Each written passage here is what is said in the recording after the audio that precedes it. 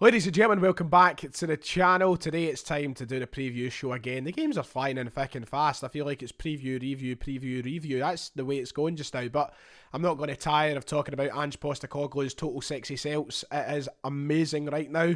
The football we're playing, the goals we're scoring, everything about the club is just upbeat at the moment. And it's time for another game this weekend to hopefully put another 3 points on the Premiership board.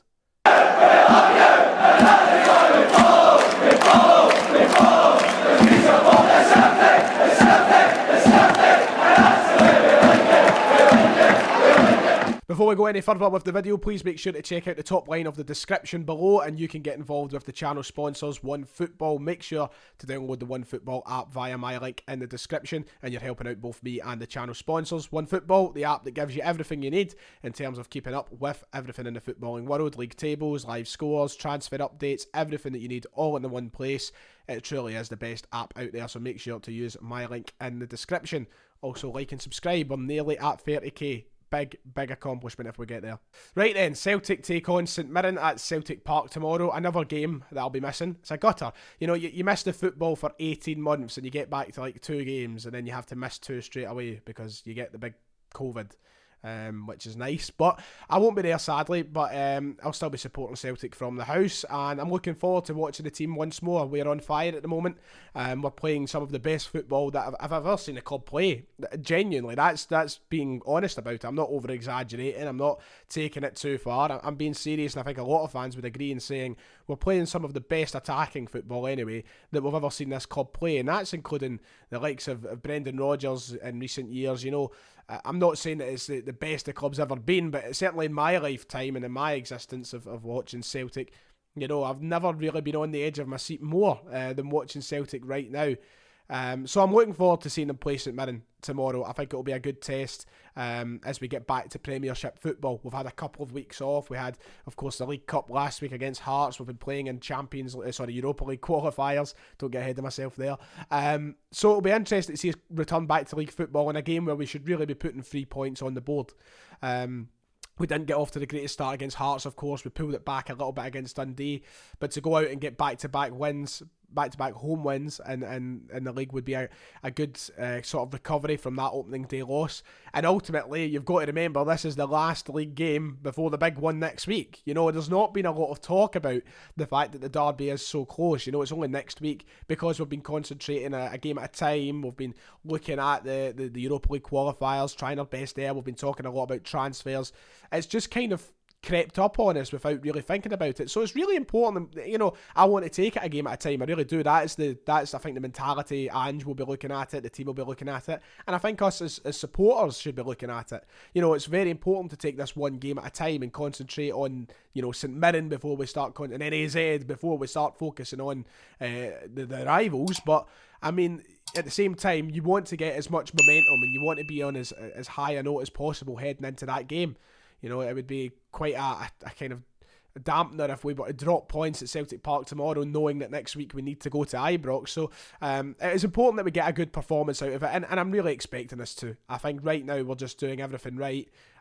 We are just, you know, hitting all those high notes.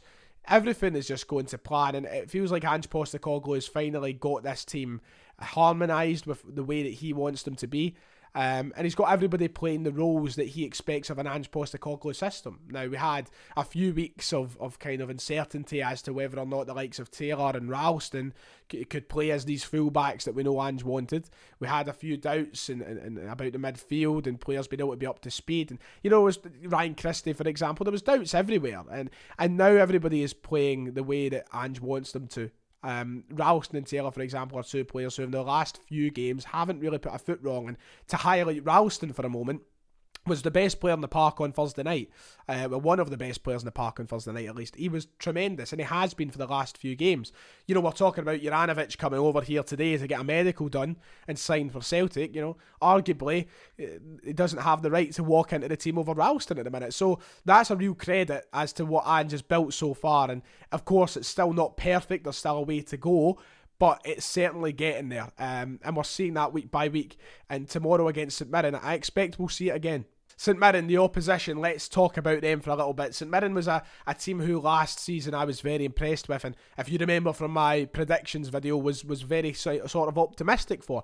I said I think St Mirren can finish top half. I rate Jim Goodwin very highly, but so far this season things haven't gone to plan. They've not started the league campaign in a great manner. They lost to they drew with a 10-man Dundee. They lost to Hearts. They were then knocked out of the cup last week by Livingston on penalties.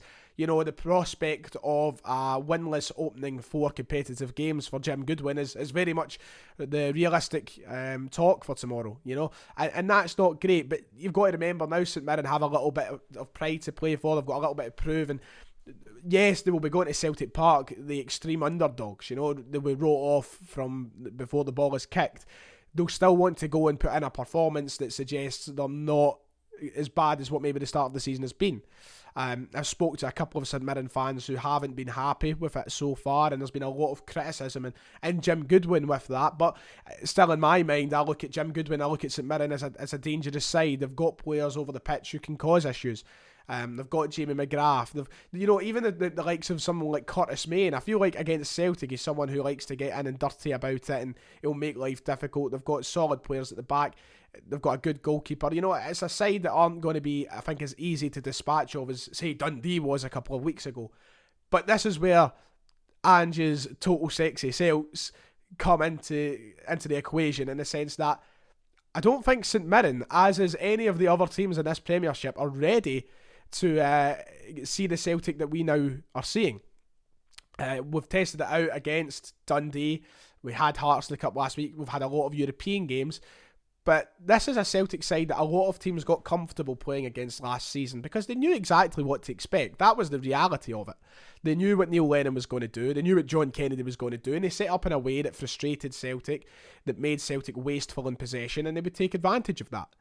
That's not the case anymore. Celtic are going to go out, and I imagine with a very similar team to what we've been seeing over the past few weeks, and they're going to attack. And as the question is St Mirren a team who's ready to deal with that, ready to cope with that?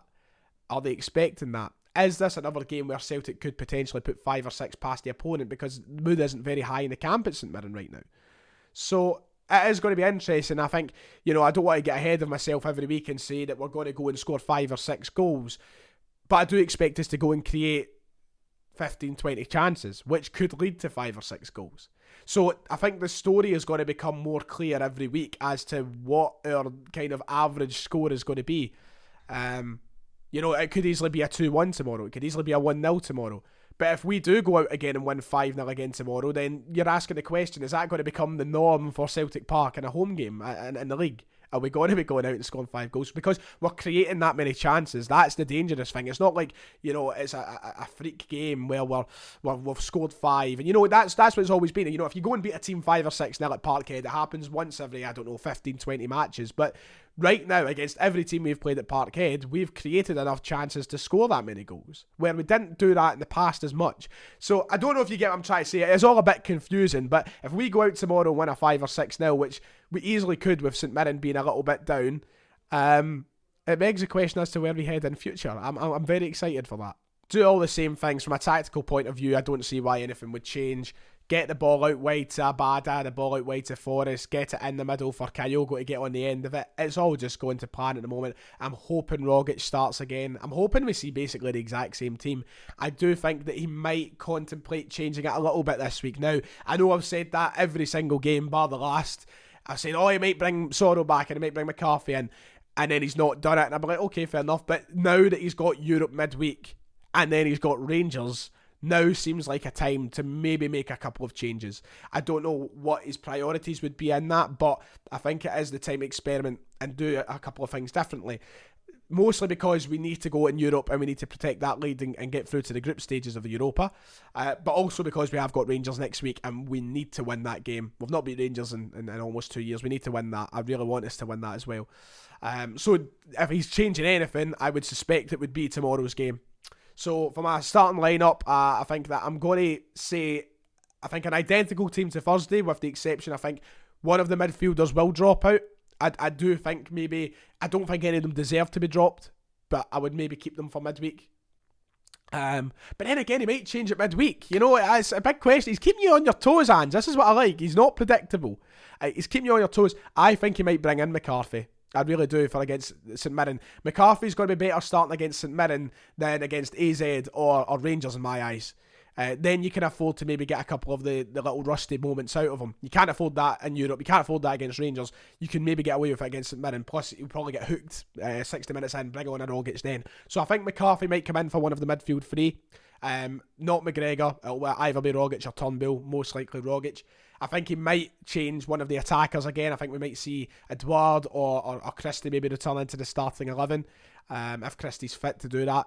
And apart from that, there's not many changes he can make with the lack of depth at the back, but I think those are the couple of changes we might see in the team.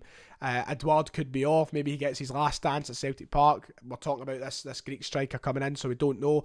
So that's going to be my team prediction. And for my score prediction, I am going to go for 3-0 to Celtic. Let's not make any defensive errors. Let's keep a clean sheet like we did on Thursday. Nothing like Hearts last week. And see us nicely into the midweek game against AZ Alkmaar. Right, that does it. Like and subscribe. See you all next time.